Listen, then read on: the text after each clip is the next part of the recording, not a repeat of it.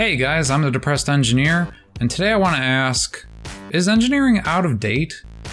So when you go into school and you learn engineering, they kind of teach you some old things, like, hey, remember how transistor TVs used to be a thing, or transistor radios, and sometimes they'll bring up things like CRTs, like cathode ray tubes and all that stuff, and it's kind of interesting. But in general, they kind of push towards, yeah, engineering is the future. You'll be able to design things and come up with unique ideas to help solve future problems. And in the end, I've worked at jobs where I just work with World War II technology. And it gets so annoying when you're constantly working with a World War II technology and you go to Google search it and they're like, why are you even dealing, like, this whole circuit could be replaced with an FPGA or a GPU. Like, there's electronics these days that can easily just replace all that outdated technology. But especially in defense contracting, they don't want to move on to these newer technologies, and they just want to keep with a lot of what has worked in the past. And there's some benefits to that, but one of the biggest problems is the fact that everything's going obsolete. So I've actually worked at companies that have an obsolescence department, and their job is to find obsolete parts and get them replaced with newer ones. I've worked at a place where they still use floppy drives on the product, and I'm sitting there saying to myself, there's no way people are still using floppy disks. Like, how is this still a thing? And it's just, as every day passes and you work with floppy drives and things like that, it kills your passion for anything. And you suddenly don't want to be an engineer anymore what it really boils down to. It just gets so boring and annoying, and you see all these senior engineers who are like in their 50s and 60s and they're like, yeah, this is the way it was done, just like I remember, like yesterday. And you're like, wow, okay, so when do we get to replace all this with new stuff? Like, I don't like all that high-fangled jubber jabber weeble wobble. And you're like, what is wrong with you? But so there's the product end of it that seems obsolete, and there's tools that are obsolete. Like, I've been at companies where they had like a little engineering lab section, and things were just so dusty and broken down, and there's like an oscilloscope from 15 years ago, or maybe even 20 years ago. You're just sitting there going, there's no way that this thing even, I mean, most of the time it still works, but it's just like, there's newer ones that don't. I can't even tell you, if I had a nickel for every time I've seen a Tektronix oscilloscope with a frickin' floppy disk slot in it, I wouldn't even do engineering anymore. I'd be rich off of just that. Like, I've seen so many oscilloscopes with floppy disk drives in them. I'm sitting there going, there's a thing called USB, guys. Like, really? Is this really what it's come down to? So if you ever go into engineering thinking everything's going to be new and, innovative and shiny, you're going to have to let go of those notions right now, because that is just not how it works. And it gets so old, and literally old, when you're working with the same technology and you're like, how do I even interact with a floppy disk? Like, and they have things that convert from floppy disk to USB, but it's like, why is this a necessary thing? Like, this stuff was obsolete years ago. It was obsolete when I was getting used to computers, and now they're still trying to use it. It's ridiculous. So not only do you have the product end and the testing side and the equipment, and we've had chambers that were falling apart because nobody did any sort of preventative maintenance on them for 20 years, and you just see broken solder joints and everything. But then there's also the software you use at your desk. So I've been at companies that still use like Outlook and Link Notes or whatever it's called, or Lotus Notes. And I mean, even Outlook is kind of an outdated system. It's like, there's instant messaging, guys. And I get there's some benefits to using Outlook. And I think part of that too is when you're in defense contracting, it's part of the data thing. Like, they just want to keep it all in one thing, and they get discounts for Microsoft Office and whatever, but like, I just can't stand sitting in Microsoft Office doing spreadsheets, reading emails from Outlook, and like, I worked at one place where we actually started using Slack, which was a nice little program management tool. And it was literally just me and 4 other technicians using it. And nobody else at our company would even bother using it, but we used it to help organize our tasks and set up a calendar. And it was actually kind of helpful. And I mean, a lot of things we ended up kind of using more like Google calendars, things like that. But I just... some of the stuff we use, for example, I talked about in my other video, Internet Explorer. And a lot of companies I worked at will have their own proprietary software, and it runs through the network because it'll have like the parts lists and the bills of materials, things like that. And they have to use Internet Explorer or else they break in Google Chrome. And then they haven't really been maintained all that much. I mean, they usually maintain it enough to kind of keep up with the software updates in Internet Explorer, but I've worked at so many jobs where you actually have to go into compatibility settings for Internet Explorer for the thing to work. And I'm sitting there going, okay, so you developed this software 20 years ago, kind of updated it to make it look a little bit better every once in a while, and then I have to go into compatibility settings for it to even work. Like, that stuff drives me insane, where it's like, oh, this software is actually old enough to where it's actually not compatible with pretty much anything unless you force Internet Explorer to become compatible with things. And it's like, what? This stuff's ridiculous. Like, this should not be happening. When you go into engineering, you don't expect things to be so out of date and weird. And it's just, I don't know. I think another aspect of engineering being outdated is I know around my time, they were pushing STEM degrees. So in school they said, oh, you're really good at science and math, you should become an engineer. And I'm like, well, I like computers and everything, so yeah, maybe I will go into engineering. And they kind of almost trick you into thinking that's all going to be new and innovative technologies, and even if you graduate with like a 4.5, there's still a potential of you ending up at a job where you pretty much do what I do. Because I've met really smart people and they learn things really quickly, but all they do is work with World War II technology, and they're like, this is not what I wanted engineering to be. Or not even what they wanted or what they expected. They were like, this is not what they warned us about in school. So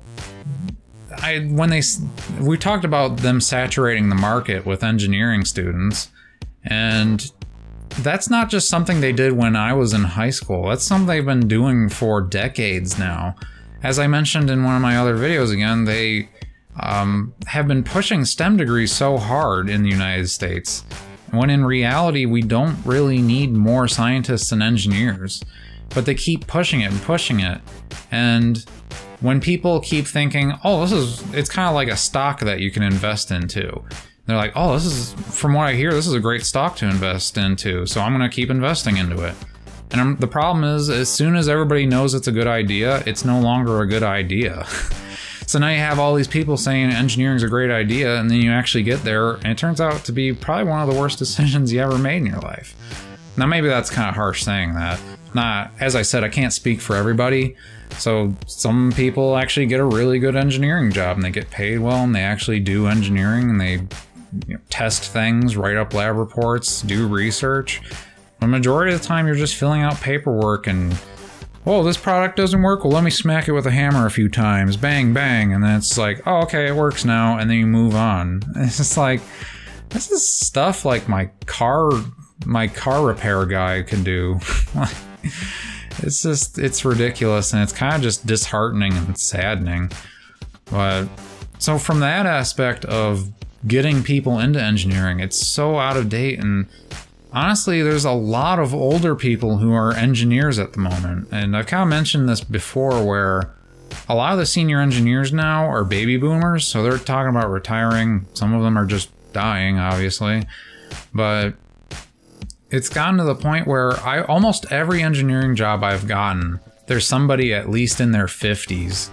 And sometimes you walk into their offices and you can feel like you're in the 60s again. And you're like, what the heck, dude? You've been in the same office for how many decades? And it feels like a freaking time warp situation where nothing's new. It feels like everything's decaying. It's just, weird. And then another thing with working with senior engineers is you'll either get the senior engineer who's like, yeah, we need to, update these things and make changes. Or most likely you're going to get the senior engineers, this is the way we've done it for years and we're not going to change it. And if you don't like it, you can leave. And I'm just sitting there going, dude, I just got out of school. I know way more about computers than you do. And you're just going to sit there and deny all of the ideas I've had and reject everything that I even want to throw in. Like, it's one thing to just be like, oh, okay, listen, I hear what you're saying, but we're going to keep doing it this way because it's been really efficient for us and we don't want to risk, doing this. And that's like a more reasonable way, but there's been engineers I've worked with, they're like, nah, and they just keep saying no to everything because they just they want everything done their way and they want everything done using the same technology they've used for decades, because a lot of times they end up getting scared and they fear change. And it's just like, dude, just make the one step forward to change it up and do something new and teach yourself a skill. I mean, that's what I'm doing right now is, you learn all this stuff in school about analysis, electro-optics, and digital circuit design and all those things. And then you go out in the real world and a lot of that stuff's just done by computers now. Like, everything's done in PSpice and you can design things in Altium. And it's just, there's so many tools that just do that for you. You don't really have to analyze anything. Computers just do that for you. So that's why a lot of stuff's just obsolete. You don't see an engineer sitting at his desk drawing up a schematic from scratch. He just, most of the times they'll pull up CAD or even Microsoft Visio. They'll frickin' write stuff in Visio and just be like, oh, here's a block and here's a line and oh, look, we're done. And then they test it and then they put a digital multimeter on it and they go, okay, it works. And it's just like, is this really it? So that's why I've been teaching myself programming, because there's so many programming languages and web development's constantly evolving to the point where it's almost impossible to keep up with all of it. Like, you have to just kind of work at a job and then learn what they use and then get really good at it from there. But there's always the basis of HTML, CSS, and JavaScript.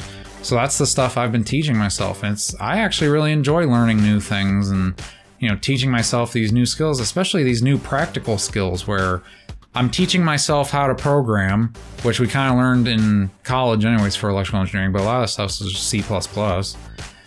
And I can actually take that information and I know that's what I'll do at another job.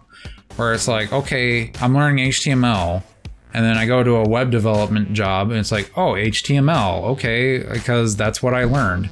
Whereas engineering's like, I just learned how to analyze the refractive index for N1 and N2 for a fiber optic cable. And then you go to the job and it's like, I just copied and pasted 2 different things into Excel and then wrote up a macro to make out pretty charts. And there's such a disconnect between those two things that it just doesn't even make any sense. And the biggest problem there is schools just can't keep up. I mean, with how fast things are changing, the schools are teaching pretty much outdated courses to the point where you go into a job and none of the things that you learned in school are really practical. There's like a few things like the basics of Ohm's law and mesh current analysis. But again, a lot of that stuff's just done by computers. And a lot of the times you can just look up stuff on Google or just do an internet search for all this stuff and you'll find it. So it's really, schools just really want your money, to be honest with you, because they're all privatized and they just want a profit. So that's what they do. But there's so many other ways to learn how to do things. And honestly, if you've gone into engineering thinking you're going to invent and design brand new things that are really, like if you want to design the new cell phone and the new, I don't know, something that's going to compete with iPhones or Android or things like that, brand new technology, you're almost better off just doing your own side business and teaching yourself how to use Arduino boards and Raspberry Pis and seeing what other inventors are using to test out products and use 3D printers to print out a prototype for their chassis or whatever you can think of mechanical for that aspect. And you're almost as better off doing that than going to an engineering job and actually becoming dumber. Like, I've honestly, in the 4 years I've worked as an engineer, I feel like I've actually lost most of the knowledge I learned in school, and I'm really just getting dumber and lazier. Like, I sit at my desk and I copy and paste things that I kind of already know into spreadsheets, and then I write up some Word documents and I sign some forms, and I'm not growing. And this is where engineering stagnates, because it's outdated and it stagnates. And it's just, when your job is stagnated and out of date, you become stagnated and out of date. To the point where engineers get laid off. It's not just technicians and other people. It's engineers too suffer the same things that other jobs suffer. And there's almost no chance of rehire because you learned a specific thing at a company. Either you learn something very specific to that company where it's like, we make a Zorgabork, and they're like, oh, okay, that's cool, and you put it on your resume, and then a company tries to hire you and they're like, so what's a Zorgabork? And they're like, or you have to tell them, well, I worked on Zorgabork and this is the things we did, and then that company goes, I don't think there's a company that even does that. So who's really going to hire somebody with that skill set? And then the other side of that spectrum is you work at an engineering job where you don't do anything, and then you try to get an engineering job where that engineering company actually does things. And then I've actually had a few interviews at engineering companies that said, okay, well, explain to me what a CMOS, N substrate, P substrate is, and how those interact on a physical level. And if you would have asked me in college, that's a really easy answer.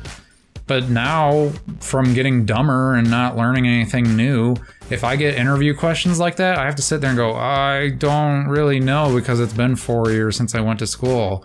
And then the person on the other line says, oh, okay, well, we'll let you know, click, and then they don't let you know. So it really you don't grow. You have to learn stuff outside of work. So you have to pretty much go home and reteach yourself engineering if you really want to get a top tier engineering job, even like in Silicon Valley or something like that. Like you almost have to study for the interview like you did for your exams, to the point where I actually had an interview with a Silicon company. I don't even remember which company it was anymore off the top of my head, but it was actually a pretty big company that created silicon diodes and things like that. So I actually sat down and I studied solid state devices. Like, I sat down and I read up on CMOSs, PMOSs. I had to remember how all of this worked, and I had to learn physics again, basically. And then I went through the interview and I answered most of the questions pretty well from what I thought. And then there were like 2 questions he asked where I was like, this is not what I studied for. And it was pretty much after those 2 questions he knew that I was too stupid to hire. So he's just like, all right, well, we'll let you know, click. And then I think eventually they let me know after a month after that interview. They said, okay, you're not getting the job. I said, okay, I kind of knew that. But it's funny because to some degree, there's the fact that you'll study for a lot of the stuff, and then if you do get the job, you most likely won't even work with most of that stuff. Actually, the last job I had questions asked about me with my software skills. And I had to sit there and go, yeah, I've worked in C++ and I've programmed with Arduino boards and made little mini robots and things like that. And they say, oh, okay, so you actually understand some of the complexities that go in the software. I said, yeah. And then I got the job. And then I did absolutely nothing in programming. So it's just like, why are you going to ask these technical questions if I'm not even going to do anything technical at my job? And it starts to drive you crazy when you go into this stuff expecting one thing and then you end up getting another.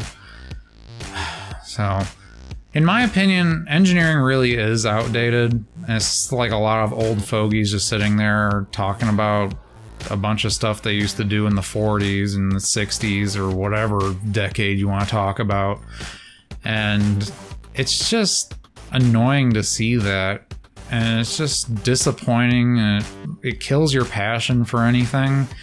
And I guess what it just boils down to is, in my opinion, engineering is really just an outdated field. And if you really want to see what's more up to date and what's really in demand, just do a Google search for, high demand tech jobs, and you'll see the tech companies post, here are the top 10. It's usually computer science, and it's usually software development, web development, and cybersecurity and IT. Like, those are the biggest ones I can think of off the top of my head. Feel free to check it out yourself, but it's just, engineering isn't in high demand like they keep telling you it is, and it's just out of date.